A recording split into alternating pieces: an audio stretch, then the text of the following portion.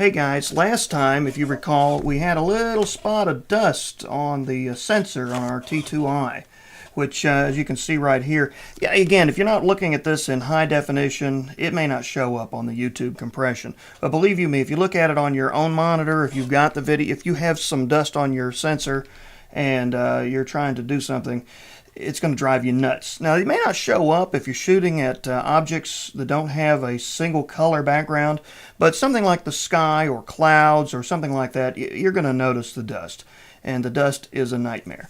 Now, I told you I was ordering a bulb designed to clean the sensor in the camera, because obviously we don't want to crack out the compressor and put 200 pounds of air inside the camera.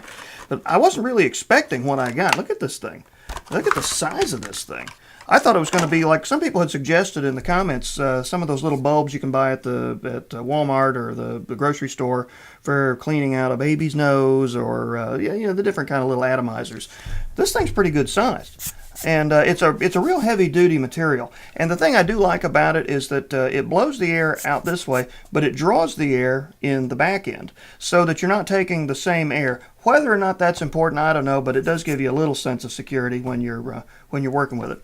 Now, the camera, of course, I put on at this time the 100-200 lens so I could zoom way up on the sky, and that's what you just saw in that last little clip. And that was at 200 millimeters. That's at full extension on this thing. And that's when you're going to really notice dust, because at that kind of magnification, anything that's on the sensor is going to show up. So what we want to do to get rid of that is first we'll remove our lens. I know you know how to do that, right? Okay, I mean, come on, how long have we been working with these things? Turn him on. Open up to the sensor. That's what you can see right there.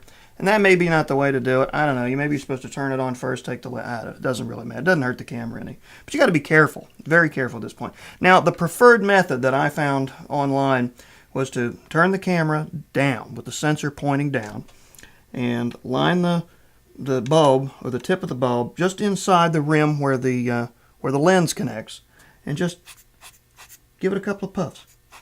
Just like that, right on the sensor. Don't touch the sensor, don't bump the sensor, don't blow in there.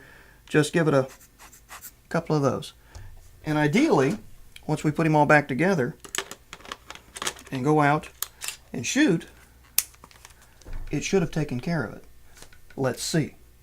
But look at that. I mean, it's as clear as it can be. Again, I wish you could see it blown up on a monitor, but take my word for it, the dust mote is gone, and I'm tickled to death. So definitely a recommended product. This is the Geodos.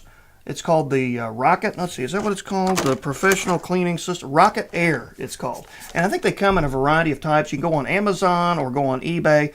I bought this one from a dealer called Cometa Auctions, and I've had real good luck with them in the past, and I'll post the name at the end of the video.